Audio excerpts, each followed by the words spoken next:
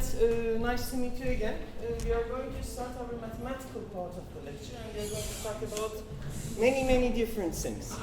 So first of all, you need to understand what is a differential equation. Normally, we write it something like this, okay? But what is the meaning of this? What is the interpretation that we are going to have? When we are going to see a differential equation, we normally think something of like this. But what does really this mean? First of all, if you want to comment, please go on. Sure. It's like fx and fy basically is a function in which it is derivating the y function.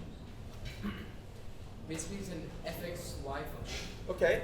And basically, we're deriving the y repeatedly. Okay. In order to basically find an answer. Okay, offering a very special problem. Yes. Good. What we are interested in is that we have different variables that are connected somehow to each other. For instance, we have the temperature of a room, or I don't know, the position of a particle, or whatsoever, and this is changing based on some other variable. We normally call this variable an independent variable, okay? It is like our time, t or whatsoever.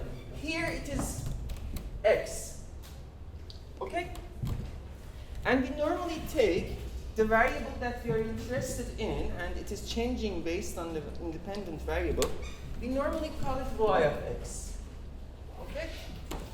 Or we normally try to avoid using this kind of a lot of parentheses and this kind of thing, so we simply just write it as y, okay? In this course, I'm going to change between these different notations, which are going to be y as a function of x, or y as a function of t, or x as a function of t, okay? In these cases, when you see y and x together, x is our independent variable, and we are taking the derivatives and all these kind of things with respect to x. If you see y and t, or x and t, t is going to be our independent variable, and all of the derivatives are going to be written based on, or derived based on this variable t, okay? So what is the meaning of these things? Prime, seconds, and so on, and so on, and so on. You have seen the concept of derivatives in calculus, okay? And you know that a derivative can be interpreted as the slope of the function, not the slope of tangent line, but the slope of function, which is the geometric interpretation of what is happening. But you also know that if you want to understand and study the instantaneous changes in some variable, like y, with respect to x, we need to use this kind of derivatives, okay? We have many different notations for derivatives that we are going to use, and you need to be able to understand what is happening here, okay? When we are writing the first derivative, okay, we normally put 1 prime, okay? And this is exactly this notation, okay? dy with respect to dy over dx, okay? If we want to take the second derivative, what we are doing, we are writing this one, and we are taking derivative with respect to x of what? Our first derivative. If you look at this, this is going to be written as, you have d to the power of 2y divided by dx, this whole thing to the power of 2. But since, again, we do not like to put a lot of parentheses, we are just going to get rid of these parentheses, okay? Good? Okay. What next? If I want to take the nth derivative, what I'm going to do, step by step, take derivative, and go on, and go on, and go on. This kind of notations, this d over d of another thing, is called Leibniz's notation. Leibniz's notation. Okay? What is the nth derivative then? Nth derivative, which you normally put this inside the parentheses. If you do not write parentheses here, it is going to mean y to the power of n is going to be d hence derivative. Okay? Yes.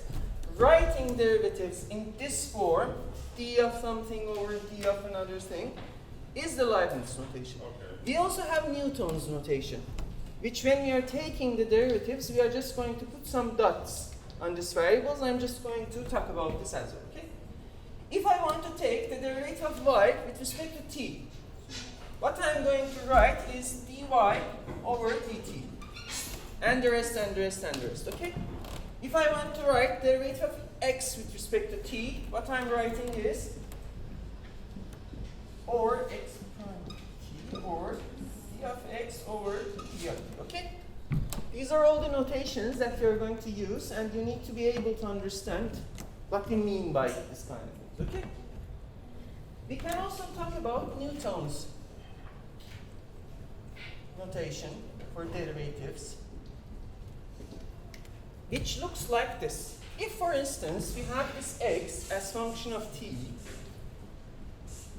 when we need to write the first derivative, then this is going to be looking at like this, x dot of t, which is the rate of change of, if x is our position and t is our time, is the instantaneous rate of change of position with respect to time, which, as you know, we call it velocity. And this is called v. Okay? If you want to take the second derivative, then this is going to be written as x2 dot t or v dot of t. And what is this? Acceleration, yes. Which is, if I want to take the third derivative, we are just going to write it like this. The fourth one, like this. Fifth one, like this. And so on, and so on, and so on. Okay? We normally prefer to use Leibniz's notation. And you're going to see a lot of Leibniz's notation in this lecture. Okay? Fine? Please. This one. Let me come back to it. Is our notations clear and set? Can, if you, please.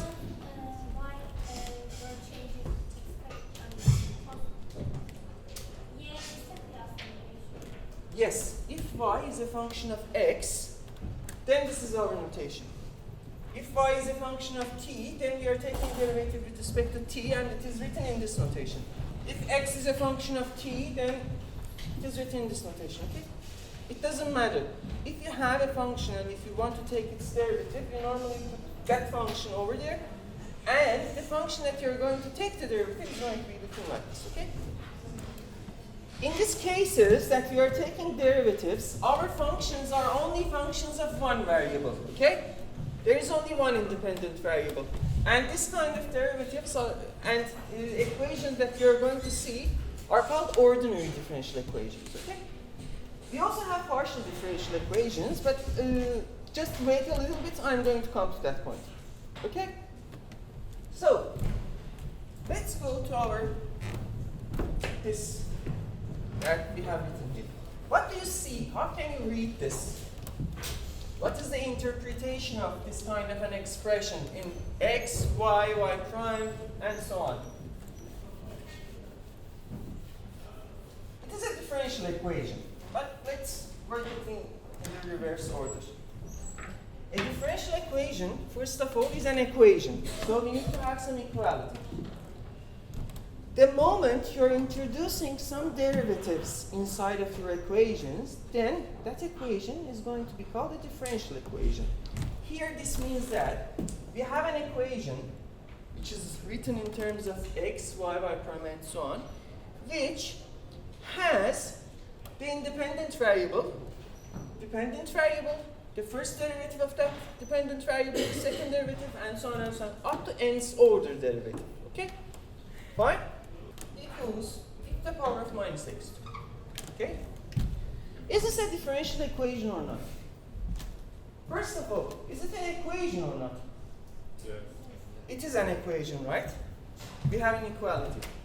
What is our variables here? X and y, right? And since we have x and y together, then our independent variable is x, and our dependent variable is y. Okay? What is the order of this differential equation. By order, we mean the highest derivative that we are seeing in our equation. Okay? What is the highest order derivative that you are seeing here in this equation? Yes, it is 2. We have a second order here. So this is called the second order differential equation. Okay? What is the exponent of, or the power of, this higher order derivative? This is to the power of 1, right? So the degree of this equation is going to be of degree 1. What about this kind of an equation? To the power of 2 minus 1 minus x, y prime to the power of 5 equals 0. Again, the same questions. Is this a differential equation or not? It is, okay? What is our dependent and independent variables? X and y, and we are taking derivatives of y with respect to x, right? What is the order of this differential equation? By order, we mean the highest order of derivative that you can see, right? What is the highest order? 3. It is 3. So this is a differential equation, and since we do not have partial derivatives, I'm going to come to that point as well. This is an ordinary differential equation. Okay? This is the ODE of order 3. What is the degree of this differential equation? Is it 3? I'm not talking about order. I'm talking about degree of this. Yes, it is 2. The highest degree. There is 5 on the other side. Yes, but look at this. This is not the highest order derivative, right? The highest order, yes, is this one, and the power of this is equal to 2. So order is 3 and degree is 2. Fine? Let's write these in different notations, please.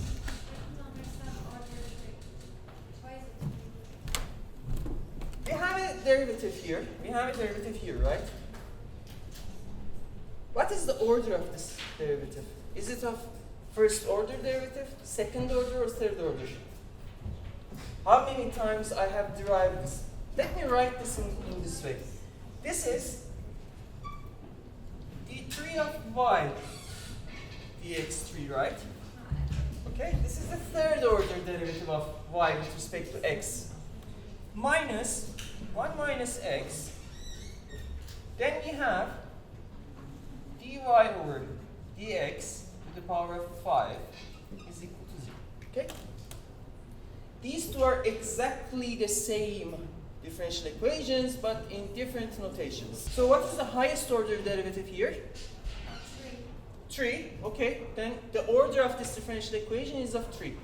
What is the exponent of this? Oh, I'm sorry, I need to also put this one here. Okay. What is the exponent of this highest order derivative? 2. So it is of degree 2. Okay? Clear? For degree, we're looking at the highest order one? Yes, definitely. That is the leading derivative. Okay, fine. Good? Okay. We are going to see a lot of this kind of equations, okay? But first of all, what we need to understand is that we are going to see some physical phenomena or something that we are going to model, okay? Some changes happening and we need to look and model this change. So we are going to use differential equations, okay? One of the things that we use to model, for instance, are the physical laws. For instance, if we want to look at the equations governing the movement of a freely falling body, okay? Assume that we have a ball and we want to drop this and we want to see how this is going to change based on time, okay? What? A ball. Ball. Ball. So A ball, yeah. Wrong. Okay? How can we do this? If we assume that there is no air resistance, and if we want to drop this ball, and if we want to understand how this movement is happening, what is the model that we need to use? What we need to incorporate into our model? When we are having this kind of motions, and if we are in Newtonian mechanical perspective, we are going to use Newton's laws of motion, and especially the second one, which is saying that, okay, the sum total of forces applied on some particle is equal to mass of that object times the acceleration, okay? F equals ma. If you have this ball, how can we write an equation that describes how this ball is really falling? First, we need to understand the forces that are applied to this body, right? What is the force applied to this body? First of all, let's put this into a coordinate system, right? Let's say this is our x, this is our y. And assume, since we are dropping it, assume that we are looking at this picture like this, okay? Fine? Is this ball going to move to left or right, or is it just going to move in one direction? One direction, right? So I do not need any x variable, and this y is going to be sufficient. So I'm just going to get rid of it.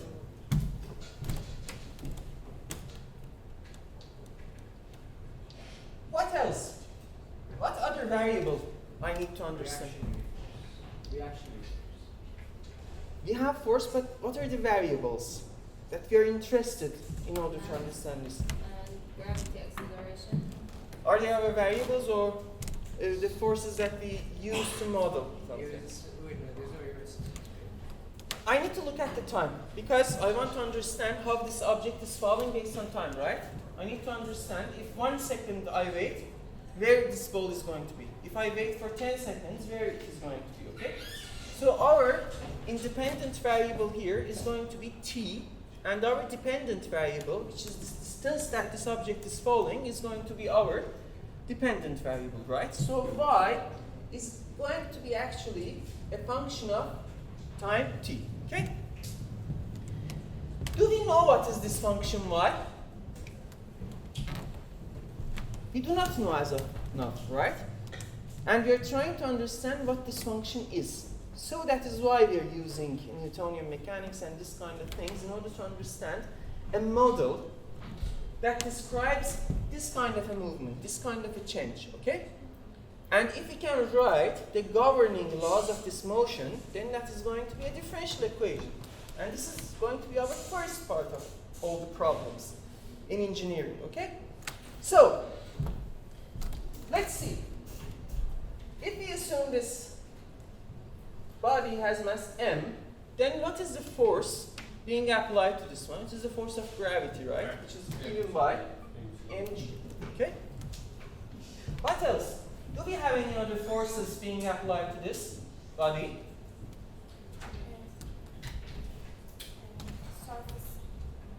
Let's assume that there is no air resistance. This is the second example that we're going to talk about. This is gravity. What else? Are we talking just about it falling, or will we consider it going back from the... No. Alright. Just dropping it, and it is just falling under the force of gravity. Okay? There would be reactionary force. What? Reactionary force. There's only force going up. There is no air resistance.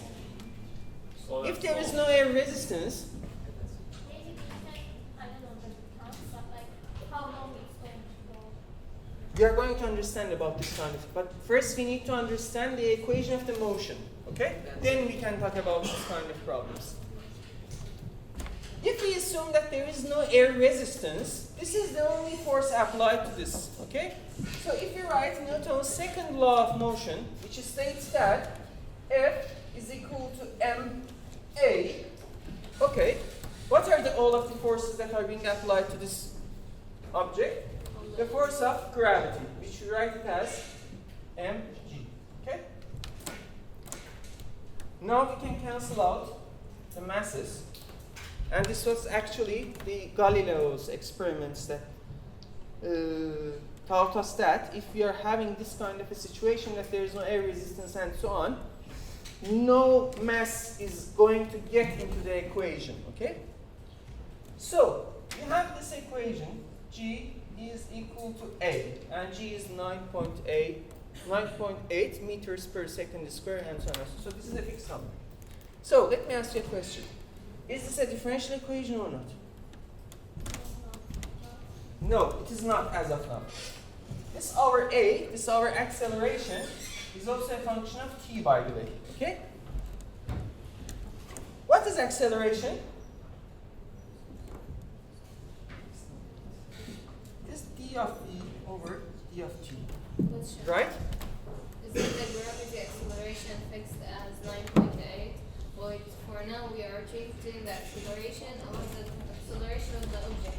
Like this object acceleration is per second is 5 or 4. The force of gravity, which is Earth is applying on these objects for them to fall, if you measure that force of acceleration, then this is going to be 9.8 meter per second squared. I mean the acceleration with respect to time will be different than the original acceleration of the Yes, acceleration of the object, maybe it is going to be what? Changing. But here in this situation, it is not changing.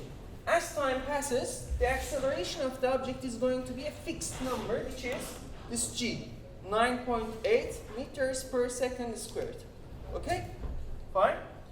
Look at this. You write this like this. Is this a differential equation or not? Yes, it is, because we have an equation that has derivatives in it, okay? What is the order of this differential equation?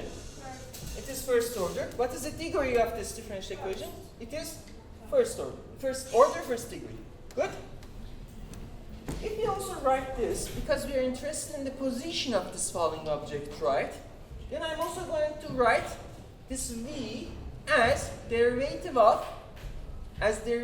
this location as well, right? So I'm going to write this as, what is our v of t? Our v of t is derivative of position with respect to time. And this is going to be 2 of pi dt. Okay, is it clear? Okay, now, is this a differential equation or not? It is. What is the order of this differential equation? It is the second order differential equation, right? What about its degree? It is of degree 1, okay. Almost in all of the physical problems that we are going to encounter, normally there is this force being applied. And when we have force, then we have some acceleration. And if you have some acceleration, then our differential equations that we are going to be interested in are going to be of second order, okay? During the first lectures, we are going to talk about first order differential equations, but as we go on, we are going to also talk about second order differential equations as well, okay? So this is going to be the equation governing the motion of this body. So it is y prime of t, y double prime of t is equal to 9.8. Okay? This is the equation for a body falling without any air resistance. Okay? Good? What about the case that we do have air resistance? Then what is going to happen? Energy minus surfaces force. Okay, so what do you mean by surface? Is it air resistance? This Yes, upwards, that is the air resistance, not the surfaces. Okay? Good? Why we have this kind of an equation? Let's again look at the situation, because, you know, it is all about making observations. If we can see, if we can imagine, then we can write the equations, right? Again, let's assume we have our ball, okay, which is going to fall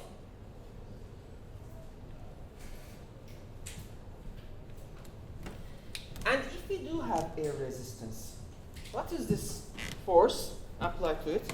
Will be the air friction. Yes, it is going to be a force which is applied something like this. Okay? So the total of the second Newton law would be mg minus the air resistance, because the ball will still go down, so the acceleration direction will still go down. So the mg will be positive and the upper one will be negative. I need to write ma equal to f, right? ma equal to f. Or m d2 of y over dt squared is going to be equal to the sum total of all of the forces applied to this object. Okay? What is the forces being applied to this object? Air resistance. First, there is this force of gravity, which is mg. And we have this force coming from air resisting, okay, which is in the direction of reverse, right? 180 degrees. So this is going to be a minus sign. Okay. But what I'm going to write here, what should I write here? What is the shape of this force? Square.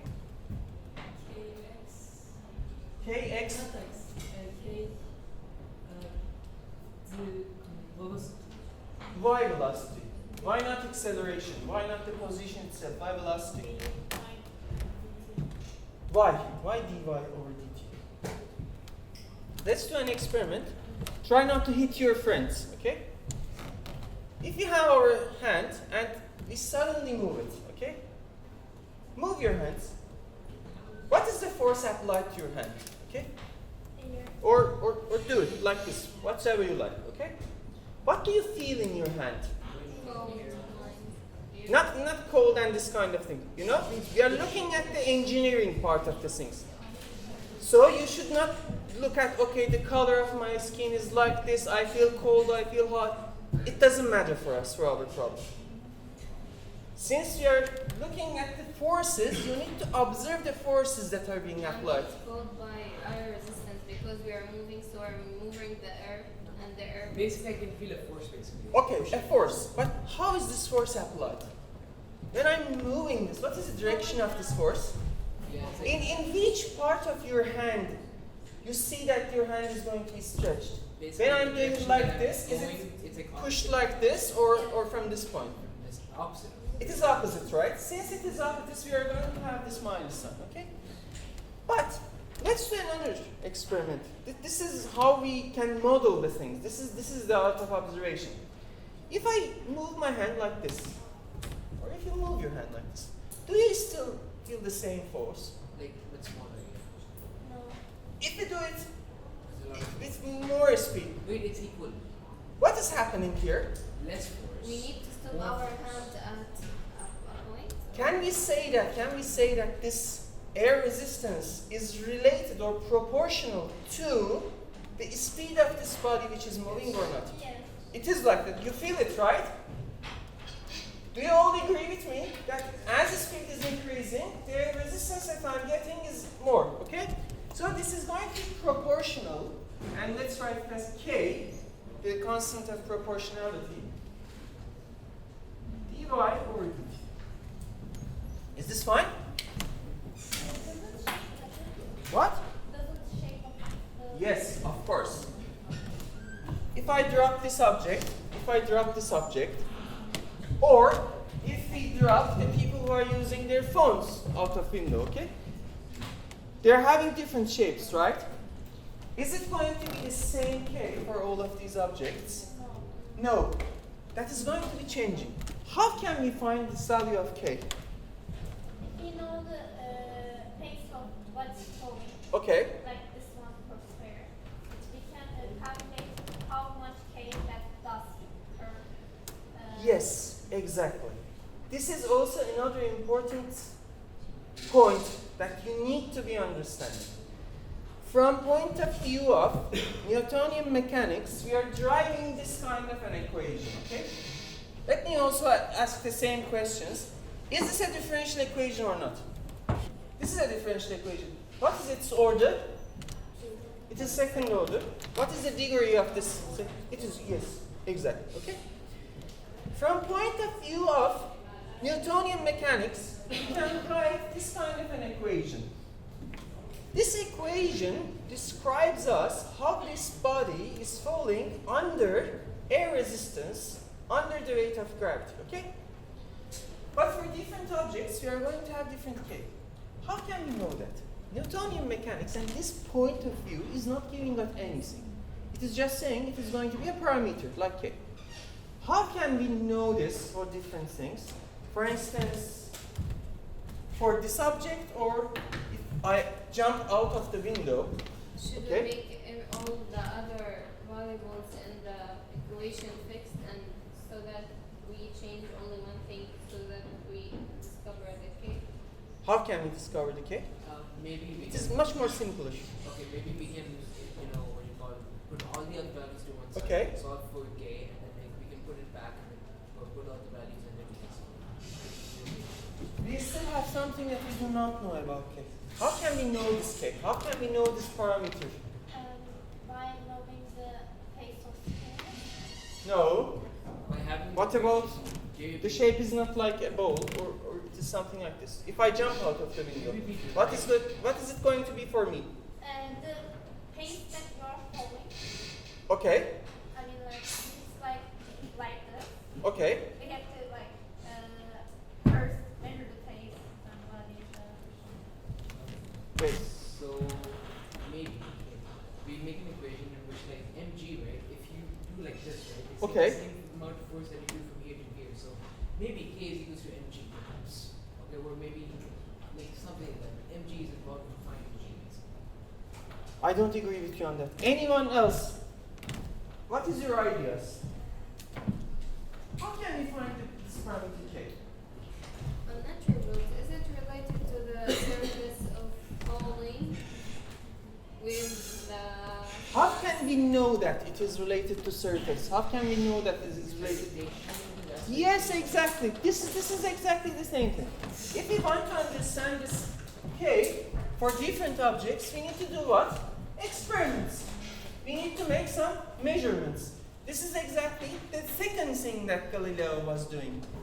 He was saying that, okay, when you're looking at something, you need to make measurements, okay? We need to measure it. How? I'm just going to drop this ball and try to see how it matches this kind of movements and acceleration. And for that, from different point of view of experimentation and measurement, I can find out this value of K. If I want to find it for myself, I need to jump out of the window and try to see how, if I'm not going to die, then what's going to happen? I need to make measurements, okay? So is this clear? I can also write this equation in this form. Plus ky prime plus, or let me write this equal mg. Okay? So we are going to have a lot of this kind of equations. Please. When we actually MA Okay. MG K minus K.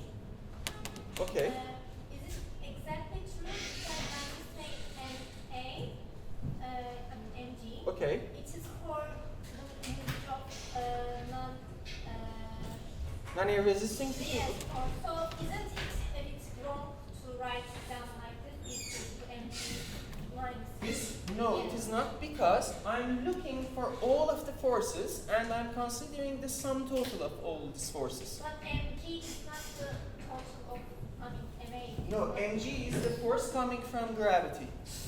Yeah. Okay, the weight of this object. Okay. What about this? This is the air resistance. So minus. But like Yes. calling it as a MA isn't wrong. No, not at all. Newton's law is telling us that all of the forces, if you sum them up or subtract them whatsoever, this force must be equal to m times a. Okay? This is Newton's law. You have nothing to do with it. We are going to solve this kind of equation, so we'll see what's going to happen. Okay. Question. Imagine that some object can fall indefinitely, okay? If there is no air resistance, okay? Imagine that you're falling and there is an infinite amount of space that we can fold, what is going to happen to our speed? What is your imagination telling to us? If there is no air resistance, what is going to happen to our speed? If there's no air resistance, that means like you can't reach them with velocity, so you just decrease and Yes. As time increases, our velocity is going to increase and increase and increase and increase and increase, okay? What about the cases in which that we are having some air resistance? What is going to happen in this situation? Let me also ask some other people. Please. Probably going to melt or just like. If it is not melting, let's assume, make a very simple imaginative situation, right? We can fall indefinitely. Also, there is this air resistance. Is again my speed, my velocity is going to increase indefinitely, or is it going to stay in some limit? Okay. Because as I remember, it was some kind of balance Okay. with some points. Yes. You see, we can imagine something, but if we want to understand what is really happening, we need to also solve these equations. We are going to talk about this, and we are going to see that, okay, in this kind of situations, actually there is a limiting velocity. That velocity is going to be on that point, and it is not going to increase. So it is not going to be increasing indefinitely. Fine? Okay, good. This is the first part of our job as engineers. Observe phenomena and write the equations that are governing the motion or whatsoever the phenomena that we're interested in. The second part is coming from what I was looking for. I was looking to understand if I have 2 seconds passed, what is the value of y? If I have half an hour passed, what is the value of y? Okay? So I need to write this y as a function of t, right? But what it is? In order to be able to write this kind of things, either implicitly or explicitly, we are going to see examples and the differences. We need to solve this differential equation, okay? In this course, we are also going to be dealing with this kind of problems. If someone has just given us some differential equation, how we are going to be able to solve it, okay? Let me give you another examples of differential equations and ask you a few questions so we can also continue.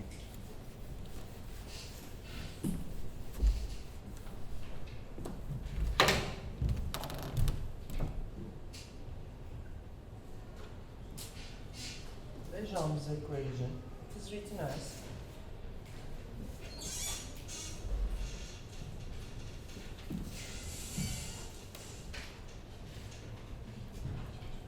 here P is just a fixed number, right? And this is called Lejeun's equation. We are going to talk about this equation, okay? What is the order of this equation? It is a second order differential equation. What is the degree of this second? First. It is first order. Is it clear for all of you? We have Bessel's equation, for instance. Bessel's equation, which is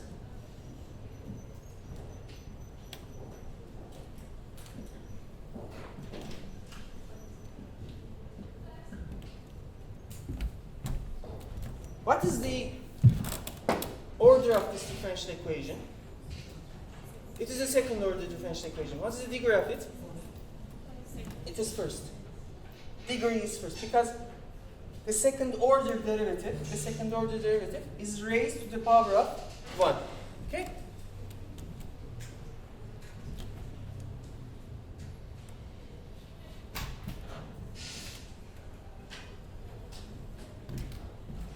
What about this equation? Is this a differential equation or not? What is the difference of this one and this one, by the way? basically X. Yes. In this kind of equations, you see, we have written this general form as x, y, y prime up to the nth derivative.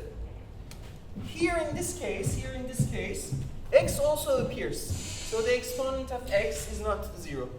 In this equation, for instance, x is not appearing. So the exponent of x is equal to 0, okay?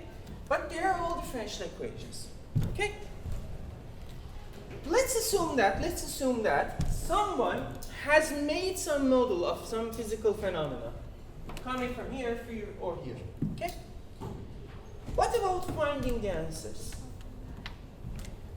In order to be able to find the answers of differential equations, we are going to systematically study how we can approach and how we should look at this kind of problems. Depending on the type of equations, we are going to have different methods, and we are going to have a systematically developed way in order to attack this kind of problems. But let me give you a function like this, e to the power of 2x. Okay? I'm going to ask you this question. Is this an answer for this differential equation or not? How can we know this? If something is the answer of an equation, what must happen? Are we going to just believe in ourselves, or is there any method, is there any way that we can check that is it a solution or not? Well, if it's working, then the thing in the equation Yes. has to be Yes, exactly. It must satisfy the equation, right? So let's check it. Let me clear here. What is the derivative of e to the power of 2x? 2x e. Just a second. 2x Y is e to the power of 2x. What is y prime? 2x e power of 2x. It is 2 times e to the power of 2x. Right? Is this clear? We are going to review this kind of derivative, so don't worry if you have forget everything from calculus. Okay? When we are having this, let's assume that this 2x is our u, and we're using the chain rule, right? What is the derivative of e to the power of u? It is e to the power of u times u prime. And what's the derivative of 2x? 2. Fine? I also need to look at the second derivative. What is y prime? Y double prime or y second? Power. Yes, it is going to be 2 times, again the same thing, which is 4 e to the power of 2x. Okay? If this is a solution, then it must satisfy the equation. Let's put it inside of the equation. I'm going to have 4 e to the power of 2x minus 5 times what? Y prime, which is 2 times e to the power of 2x, plus 6 times my y, which is e to the power of 2x. What is this equal to? There is this e to the power of 2x in all 3 terms, right? So I can take a factor out of it. What is the remaining things? We have a 4 minus what? Do these calculations, please. 5 times 2. 10 plus 6. And this is equal to e to the power of 2x times 0, which is? Is the left-hand side equal to right-hand side? Yes, since it is, this satisfies the equation. So this is a solution for it, okay? From where I'm getting this answers, this is an important fact. In differential equation courses, we are not going to ask you from where you are getting your answers, okay? You can simply work out your answers, take it out from your pocket and say that, okay, this is the answer. If you ask me from where I really did get this answer, my answer is going to be, okay, from my pocket. If you do not believe it, and you should not believe it, you should check it. Let's do this. If I add a constant here, okay, c times e to the power of 2x, okay? I'm making an additional parameter. So this can be 1, 2, minus 5, a billion, whatsoever, okay? A number times this e to the power of 2x. Is this a solution to this differential equation or not? How can we know it? We need to check it. Can you please check it? Does it satisfy this equation? If you write the same things, this C here, then it is going to stay as it is, 2C, 4C, whatsoever, and we are going to take out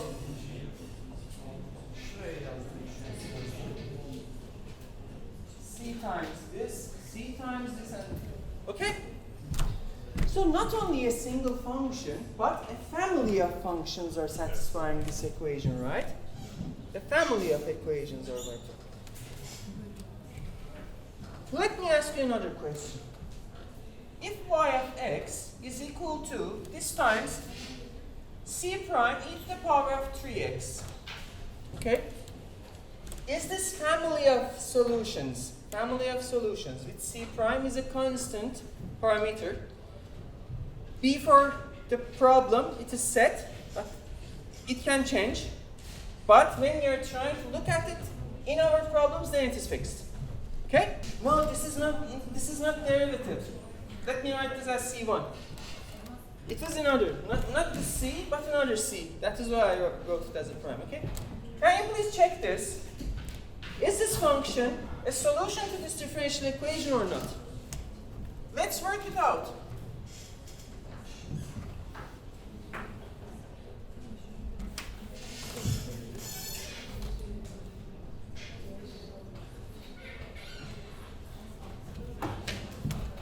If my 1 is C1 e to the power of 3x, what is the derivative of this function with respect to x? It is going to, yes, 3C1 e to the power of 3x. What is the second derivative? Again, another 3, yes. 9C1 e to the power of 3x. Let's plug it into the equation. 4 times, not 4 times, where 4 times?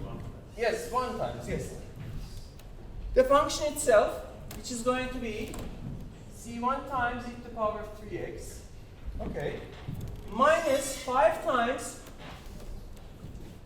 3C1 e to the power of 3x, okay, plus 6 times the sorry, this is 9 times, this is the second derivative, okay, the second derivative is 9 times C1 minus 5 times the first derivative, plus 6 times the function itself, C1 e to the power of 3x. If you take out these factors, e to the power of 3x, this is going to be 9 minus 5 times 3 plus. It still satisfies because the zeros in the equation are 2 and 3, right? Yes, you have a good point. We are going to talk about this. Actually, I'm saying that I'm getting these answers out of my pocket. But it is not like that. We have a characteristic equation that we need to be assigning to this kind of equation. Yes, that's a very nice point to observe, okay? What about this function? Y of x equal to C1 times e to the power of 2x plus C2 times e to the power of 3x. If we have this kind of a function, okay, is this a solution to this differential equation or not? Is it or not? What is your guess? Yes. Why? Because if you plug this is going to be 0. Plus, if you plug this is also going to be 0. So the all is going to be 0, right? So this is going to be a general solution for the differential equation, okay? What? Yes, these 2 and 3 are the roots of a characteristic polynomial that we are going to be assigning to this. But this is a story for another day, okay? For now, you assume that I'm just getting these answers out of my pocket. In the exam or in your real life, okay? If you see an equation, you can also do this. You can also guess, but you need to check if it works or not. If it works, no one is going to ask you, and no one can ask you that from where you are getting these answers. If they insist, you can answer that from my pocket. And this is completely a valid answer. Fine? How many parameters do we have here in this solution? We have 2 parameters, right? C1 and C2. if our differential equations are going to be of first order, we are going to have one parameter, which is going to give a one parameter family of solutions. If you have second order differential equations, then we are going to have solutions with two parameters. If we are going to have order n's differential equation, then we are going to have n different parameters. But this is going to be called a general solution. General solution, because all of the other solutions can be derived from here by giving values to C1 and C2. Besides differential equations, we are also interested in many different things. For instance, in the problem of just letting go of the ball, I can just let it go, or I can let it go by pushing it, giving it some initial speed. Okay? Then based on this, although the governing equations of this motion are going to be same, the initial conditions are going to be different. And since initial conditions are going to be different, then there are going to be different answers. Why this is going to be mattering? Assume that our movement is going to be moving towards the north 5 meters, okay? If I start from this point and move towards the north, I don't know where it is exactly, but let's assume this is the north, then my pass and my final position is going to be here, okay? If I'm in the edge of the window and I am going to be moving towards north 5 meters, then I'm going to die. And it is going to be a different situation, right? Although it is the same movement, it is the same problem, if you change the initial conditions of the problem, then our solutions are going to be different. So we need to also be very careful about these initial values. And if for some problem we are given the initial values, for instance, the value of function y, or the initial position, let's say it is going to be the origin, for instance, and the initial velocity, for instance, is going to be 1, let's say it is a little bit pushed, okay? Then our solution needs to be solved based on these kind of things. And this is called an initial value problem. We normally show it by IVP. Okay? If I want to solve this initial value problem, what I need to do is this. Let's plug these values here in the solution. Okay? What is y of 0? Y of 0 from one hand is equal to 0. From other hand, if we plug 0 in place of x, what do we get? C1 times e to the power of 0. What is e to the power of 0? 1. So this is going to be C1 plus C2. What about this second initial condition? What is y prime of 0? From one hand, it is given as 1. On the other hand, what is the value of y prime when x is equal to 0? 2C1. We need to first take the derivative, which is going to be 2c1 e to the power of 2x plus 3c2 e to the power of 3x. And plug x equal to 0 in this equation, right? And this is going to be... Can you solve this equation? Yes, you can. By method of eliminating, guessing, whatsoever. If we are going to get this C1 and C2 values, then plug it inside the general solution, then this is going to be our solution of initial value problem. Okay?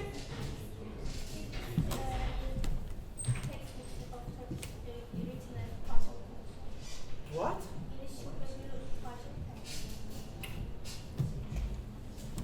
Initial value problem, which means that you have a differential equation, you are going to get general solutions which normally have this kind of constants, parameters to it, and if we do not want to have that parameters, for instance, I want to make a trajectory for some satellite to send it to be rotating around Earth, right? Based on my location, based on many different things, I cannot work with the general solution, right? I need to find this. Where is my first starting point? What is my starting velocity and this kind of things, okay? For that kind of problems, I need to find these parameters. Okay? Then finding these values is going to be like this, and if a differential equation is given with this initial values, then it is going to be called the initial value problem. Fine? Okay.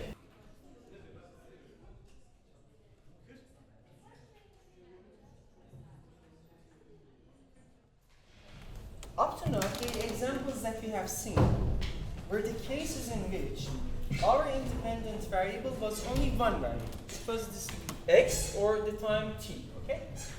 But there are situations and cases such that we need to have more variables. Can you imagine a situation, an example? Give me an example. Such that in order to describe it, we need to have more variables. 3D dimensions. What is the solid example of it, for instance? At least 3D, we have exponential. Yes, that is the space. But what is the case? Is it a movement of something or what? Give me a solid example which needs more variables to describe. Not only t, not only x. Okay? 2 or more variables. Can you imagine of this kind of a situation? For example, magnetic. Yes. Or a much more simpler one. If you want to, for instance, measure the temperature of this room, right? We need to have 3 coordinates. First of all, for this space, let's put the center of our coordinate system in that corner of the room.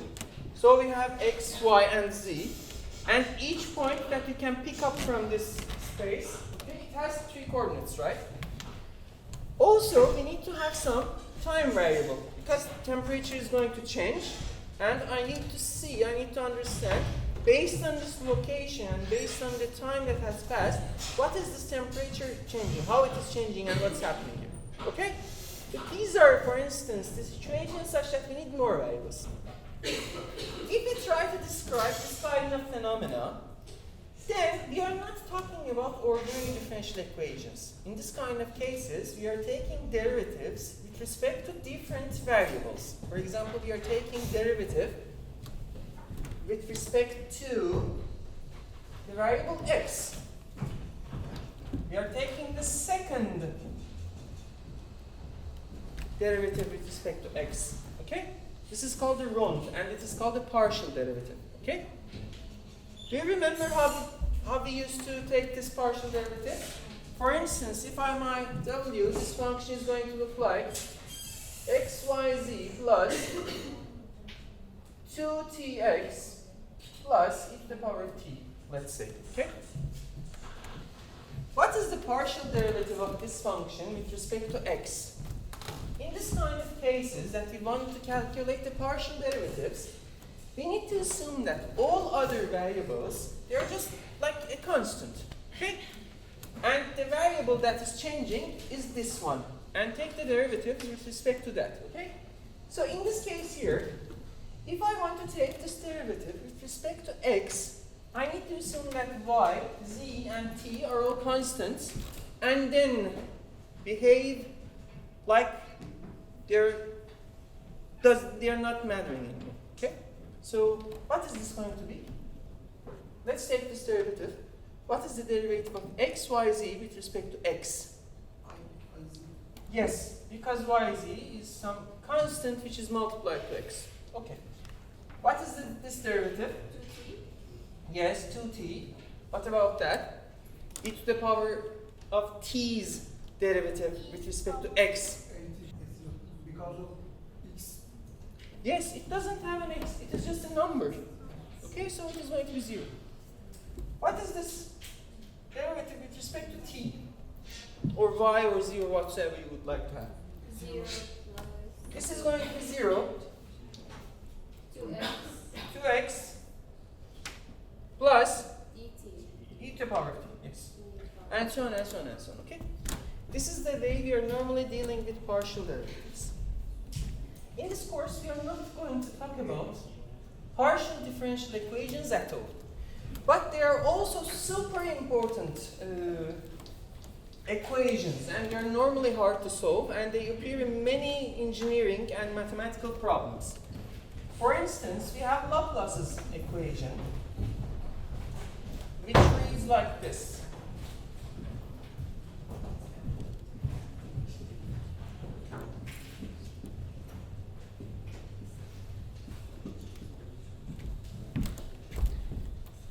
The second derivative with respect to x plus second derivative with respect to y plus second derivative with respect to z, if it is going to be equal to 0, this is called Laplace's equation. Okay? Heat equation, which describes how heat is being transferred in a medium, like an iron or whatsoever, is exactly this equation, this left-hand side, but it is going to be equal to, we normally write as c to the power of 2, round of omega or round of t. Okay? This is heat equation. This c is a constant. Okay? It is a parameter. For instance, if you want to understand the diffusion of heat in iron, then we need to go make some measurements and try to find out what is the C. And the C, this constant parameter for iron, is different than steel, for instance. Okay? These parameters need to be coming from measurements. Okay? We also have Wade equation. For instance, I'm talking, okay? My mouth is the source of this vibration. If you want to understand how this sound is being spread toward three-dimensional space, or if you have a guitar you're playing, how this string is vibrating, okay? The equations that are governing these movements are going to, again, the Laplace's equation, but this time it's very similar to heat equation, but we have a second order derivative, okay? First dimensional wave equation was solved by D'Alembert. Heat equation was solved by Fourier. He has developed this method of expressing functions in terms of infinite sums of sines and cosines. And this equation has helped us in order to, for instance, have zipping the files, MP3 files, Spotify, all of these technologies have this equation in the root. Okay? Good? That's some question. I was going to ask that, for example, like this equation, because it has two, we are going to take 2 times of derivative of Okay. x, y, and Yes. right? Yes. They are second derivatives. Okay? We can also represent this as an operator. It is called Laplace operator and so on and so on. But it is a completely another story. So there is no. Okay? So, we have some equations, and we need to check for their solutions. These are called partial differential equations. In this course, we have nothing to do with these. So, we are going back to our ordinary differential equations. In order to be able to first have some idea about this differentiation, we need to be able to do what? Do you know any methods to solve differential equations? No. So our first thing is to guess the solutions. And when we are guessing the solutions, we need to be able to take their derivatives and then try to plug it in the equation and see what's happening. So let's go and review differentiation. Review of differentiation. Okay, let's start from very basics.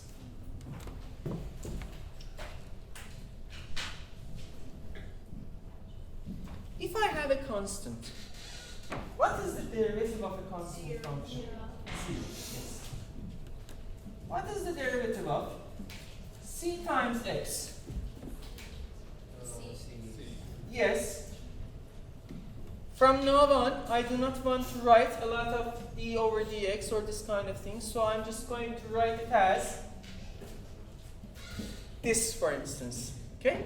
Which means that the derivative of x to the power of n. What is the derivative of x to the power of n? N times x to the power of n minus 1. Okay? If I have two functions, f of x plus g of x, and I want to take their derivative, okay? It goes to what's the derivative? Yes, it is going to be f prime of x plus g prime of x, okay? Again, I'm going to be a little bit lazy, so I'm just going to represent this as f plus g's derivative, which is f prime plus g prime. What about the subtraction? It is going to be like this, okay? What is the derivative of f times g?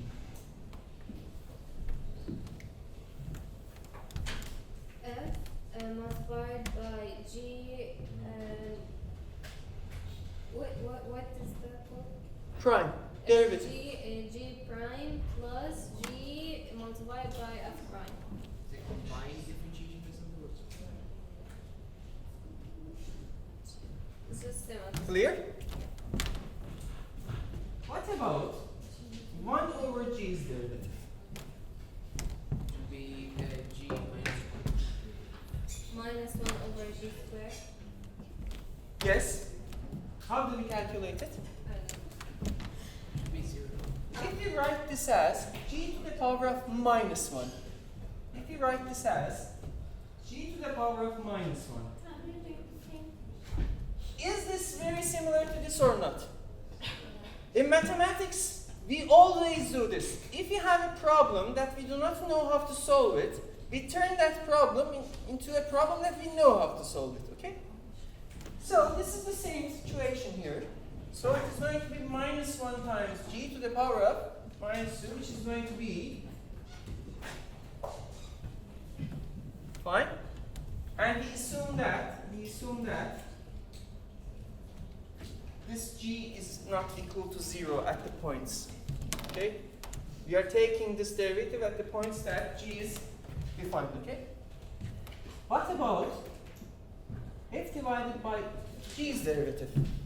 How do we do this? Don't give me the formula. How can we calculate this? Let's say that f multiplied g power of x minus 1. We know this, right? So we can turn this into this problem. Derivative of this function times this function. And if you do the calculation and use these two, this is going to be f prime g minus g prime f g to the power of 2. Okay? Do you remember chain rule? It is one of the most important things that we need to know. If I have a function f and I compose it with a function g, okay? And if I want to take the derivative of this function, how should I calculate it? We also sometimes write this as f of u, and u is going to be our function g, okay? How do we calculate this? I'm writing it at different notations. This is going to be taking the derivative of f and assuming that g is nothing. So it is going to be f prime of g of x, and we need to multiply it by derivative of g, y. Or also in this notation, let me write this as this. This is going to be f prime of u times u prime. Okay? How can we derive this formula? Let's say that I'm going to calculate this derivative at point A, okay? So I'm just going to have this. Let's go to the definition of the limit. This was defined as limit of, not definition of limit, but definition of the derivative. This is defined as f of g of x minus f of g of a divided by x minus a. Right? Is this true or not? Do you remember this kind of writing the derivatives? What I'm going to do is this, and we normally do this kind of tricks. I'm going to multiply this whole thing with 1. Does it change the situation or not? It doesn't change it. I'm going to write this x minus a here. And what I'm going to write is this. G of x minus g of a. G of x minus g of a. Okay? So these two are cancelling each other. And I am multiplying this whole thing with 1, right? So it is the same expression. So look at this. What is this expression? This is going to converge to this one. Situation is exactly like this one, right? For this I'm going to write g prime of at that value evaluated at the point A. This is fg evaluated here. So this is going to be as f prime of g at the point A times g prime of A. Okay? And this is our chain. It is super important. You are going to use it many times. Fine? Okay. If you have a polynomial,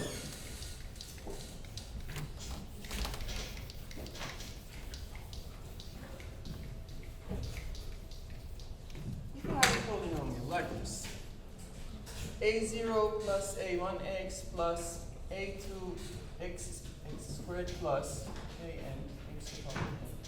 And if I want to take this derivative, what it is going to be? What rules are we going to apply here? We need to differentiate term by term. Okay. What is the derivative of a0? A constant. a0, a1, a2 up to an are constant numbers. Okay. And we are taking the derivative with respect to x. What is the derivative of this a0? 0. What is the derivative of a1 times x? What is the derivative of a2 times x squared? 2 times a2x plus, what is the next one's derivative? Okay, imagine that there x2 plus up to n an x to the power of n minus. Okay? What is the derivative of e to the power of x? E to the power of x. Difference. What is the derivative of? What is the inverse function of e to the power of x? ln of x, right? If this is our e to the power of x, and if you find the reverse function of it, then this is going to be y equals ln of x. Okay? What is the derivative of ln of x? No. The base of logarithm. When it is e, then it is going to be 1 divided. Yes, 1 divided by x. Isn't it the derivative than this, than the base itself? No. Logarithm of x in base e, okay, is written as, or it is called the natural logarithm, which is written as ln of x. If you take the derivative, it's going to be 1 over x. Okay? I mean the general rule of the ln of something. It will be the derivative of something over something. Yes. I'm coming to that point. Oh. Let's make some generalizations.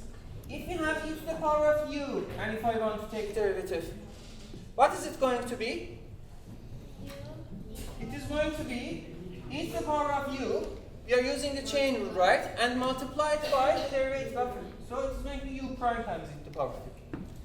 What about ln of, this is not a very way to write ln. ln of u's derivative. What is this going to be? U prime over U. 1 over u, which is multiplied by u prime, which we write it as u prime over u. Okay? So, what is the derivative of e to the power of x to the power of 2? Please calculate it. X above ln. Nothing. U is a general function. U of x, in this case, for instance, is x to the power of 2. I understand. If they are the same thing, why they are different? They are not the same. Here we are taking derivative with respect to x. Okay? Let me make some clarifications here. What I have here is this. D over dx of function ln of x. Okay? Here, I'm taking derivative with respect to x of ln of some function which is itself a function of x. Okay? For instance, when I'm taking derivative of ln of sine of x. Okay? This is going to be our u. Clear? This is a generalization of what you have. Okay? What is this derivative? Here our u is x to the power of 2. What we are going to do is to write e to the power of u times u prime. So this is going to be e to the power of u, just replace it, e to the power of x to the power of 2. What is u prime? What is the derivative of x to the power of 2? 2x. So it is going to be 2x e to the power of x squared. Okay? Next question. ln of sine of x. Let's go with that. What is the derivative of this function? Okay. What should I take here as u of x? Sin x. Yes. If we take u of x as sine of x, this is going to be ln of u's derivative. And it is going to be, what is the derivative of ln of u? U prime divided by U. u. U is sine of x. 1 over u times u prime. What is the derivative of sine? Cosine of x. And this is going to be cotangent of x. So now that we are talking about trigonometric functions, let's also talk about them so we can have more examples. What is the derivative of sine of x? Yes, definitely. Can you prove this? Why derivative of sine of x is equal to cosine of x? What about the derivative of cosine of x? Minus sine of x, yes. Can you please calculate the derivative of tangent of x? Calculate it. Write it. How do we calculate? Knowing the derivative of sine and cosine, you must be able to calculate tangent of x's. And what is our approach? What is our methodology? We turn problem into the problem that we know how to solve. Okay? How can we turn this into a problem that we know how to solve? We need to write tangent of x in terms of sine divided by cosine, right? And if you have derivative of two functions which are divided to each other, it was the rule that f prime g minus g prime f divided by g squared, right? So this is going to be the, what is the derivative of sine of x? Cosine. Cosine times cosine. Cosine squared minus derivative of cosine times sine of x. What's the derivative of cosine of x? Minus sine of x. So it is going to be minus sine squared. With this minus, it is going to be plus. And then we just raise the denominator to the power of 2. Okay, here we can have a few tricks. For instance, if I take this cosine, under this one and under this one, okay? Then what is going to happen? This cosine and cosine are going to cancel each other. If I take this cosine square under this and under this, then cosine squares are going to cancel. So it is going to be 1 plus sine square divided by cosine square. And what is that? It is tangent square of x, right? By the way, when we are writing the exponents, you need to write it between this finishing the end letter of that trigonometric function and x, okay? So when we are going to write, for instance, tangent x to the power of 2, this is actually tangent of x to the power of 2. So if we want the whole tangent to be squared, we need to write it here. Fine? Okay. This is one trick. But from other hand, what is cosine squared plus sine squared? Yes. So this is going to be 1 divided by cosine square of x. And what is 1 divided by cosine? It is secant of x, right? So it can also be written as secant square of x. Okay? We have 3 different forms for the derivative of tangent. Okay? What about derivative of cotangent? It is going to be minus 1 plus cotangent s squared minus 1 divided by sine square or minus cosecant square of x. Okay? Next question. What is the derivative of secant of x? How can you calculate it? How can we calculate it? Again, what is our strategy? To turn the problem into a problem that we know how to solve, right? Yes, exactly. 1 over cosine of x's derivative. This is going to be what? Now we have a function divided by another function's derivative. What is the derivative of this? Derivative of this one times cosine of x minus derivative of cosine of x times denominator, and denominator is squared, right? So it is going to be derivative of 1, 0 times cosine of x, 0. Minus, what is the derivative of cosine of x? Minus sine of x. With this minus, it is going to be sine of x. And then we have cosine of x is squared. Let me write this as cosine of x, cosine of x, right? And let me add a 1 here. Look at this and look at this. So this is going to be tangent of x times secant of x. Okay. What about cosecant? What is the derivative of cosecant? Yes, it is going to be minus cosecant cotangent. What about the inverse functions of trigonometric functions? For instance, if we have arc sine, which is written in these 2 terms. What is the derivative of arc sine of x? This is all just reviews. And if you do not remember this, you can use your phone for checking the class. Because you are not going to calculate this derivative anyhow. Let's just remember it. What is the derivative of arc sine of x? Am I right? What about derivative of arc cosine of x?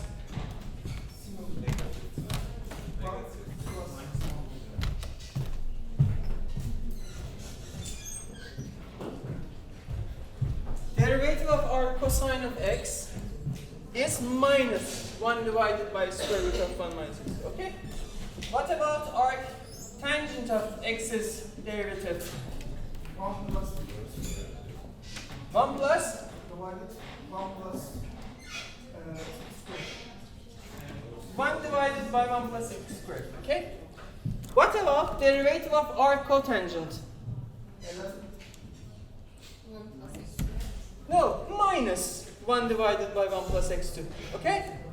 What about arc secant's derivative? 1 divided 11. From where this 11 is coming? It is going to look something like this. And for arc cosecant, we have a minus. Okay? Are they So- mentioned in the slide? What? Are are they mentioned in the slide? It is review of the calculus. If you want, look at Thomas's calculus book and you can find it. Okay, question.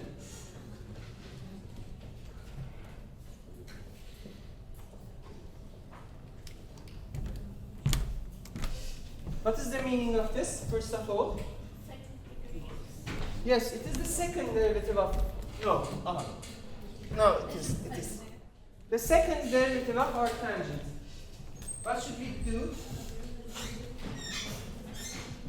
We need to take 2 times the derivative, right? So if we take 1 times the derivative, it is going to be 1 divided by 1 plus x. So this is going to be d over dx of, no, sorry, 1 divided by 1 plus x squared, okay? And this is going to be, again we have one function divided by another function. So we are going to take the derivative of the denominator. So we have one function divided by another function, right? So what is the general formula? Derivative of this one times this. What is the derivative of 1? 0. 0. Times this is going to be 0. So it is 0 minus derivative of this one multiplied by 1. What is derivative of 1 plus x2? What is derivative of 1 plus x2? If I want to calculate this, I need to calculate the derivative of this one plus the derivative of this one. What is the derivative of a fixed number? 0. What is the derivative of x to the power of 2? We take this exponent, put it as a coefficient, and just take 1 out of this exponent. So it is going to be 1, which we are not going to write. Okay? So it is 2x. Okay? Now, derivative of this is 2x. And it is going to be multiplied by this 1. 1 times 2x, 2x. Okay? Then the denominator was going to be squared. So it is going to be 1 plus x squared, denominator to the power of 2. Okay? Do you know about hyperbolic sine and hyperbolic cosine? How do we define hyperbolic sine?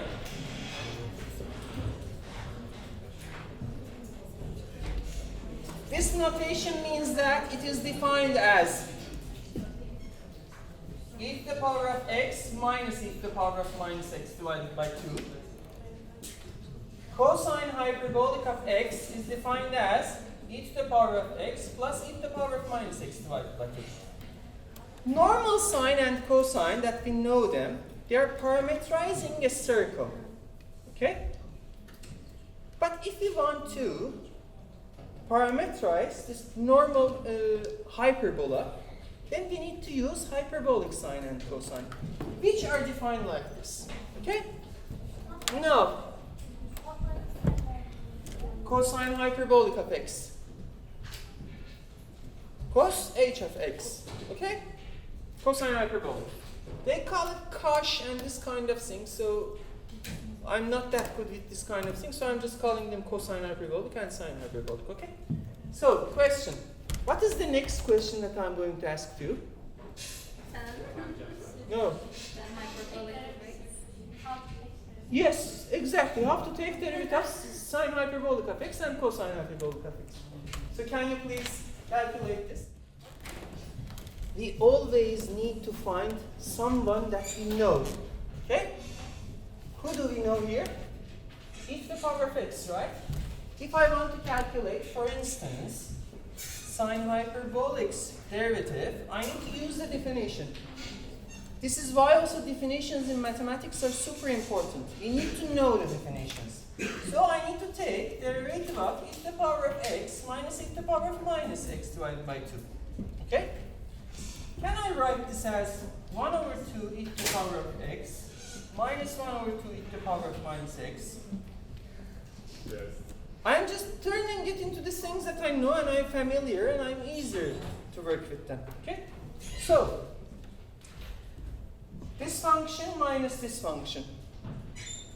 And we are taking the derivative. So I need to just take the derivative of this one minus the derivative of this one. What is the derivative of 1 divided by 2 times e to the power of x? Exactly the same. 1 divided by 2 e to the power of x. minus 1 over 2, I keep it. What is the derivative of e to the power of minus x? Minus e to the power of minus x. And that minus makes this a plus, and you have e to the power of minus x. And this is, if you look at it, something like this, right? And what is this? Cosine hyperbolic of x. We can also make it about the division rule. What? We can make it according to the division rule. Division rule? Yeah. That would make. Yes, you can make the derivative of this one divided by this. Yeah, the derivative multiplied by is this, like yeah. this minus. Of course, but it is a little bit complicated. Not easier, right? But like division or a division? Yes. Yeah. So I'm just trying to make the simpler case that comes easily to mind. Okay? What is the derivative of cosine hyperbolic of x? Minus and Not minus. It is sine hyperbolic of x. Okay? So there is no minus in the hyperbolic case. Okay. If we define tangent hyperbolic of x as sine hyperbolic of x divided by cosine hyperbolic of x. Okay? What is going to be the derivative of this one? What is the derivative of tangent hyperbolic of x? Can you please calculate it? What is a function of one variable which its derivative is 0?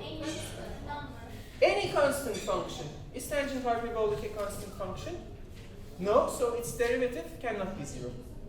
Okay? So make the calculations. You can also do this. You can also divide these two and write that e to the power of x minus e to the power of minus x, e to the power of x plus e to the power of minus x. And take the derivative of this one. Okay? As an exercise, do it yourself. Sine of, cosine of,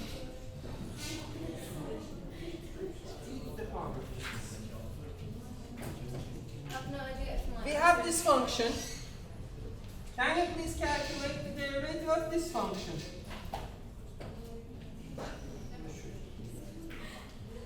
Sine of cosine of e to the power of x. The review that we had for taking this derivative and this kind of things, okay? It is enough for this lecture. If you know this, then it is fine for you.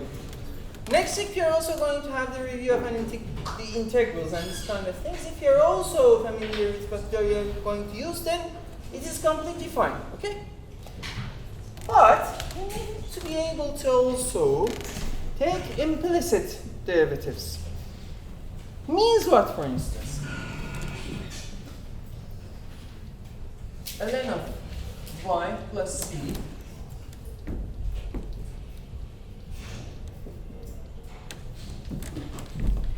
is this a differential equation or not? No, it is. It is, right? It is an equation which involves some derivatives, okay? And we are taking this derivative with respect to x, okay?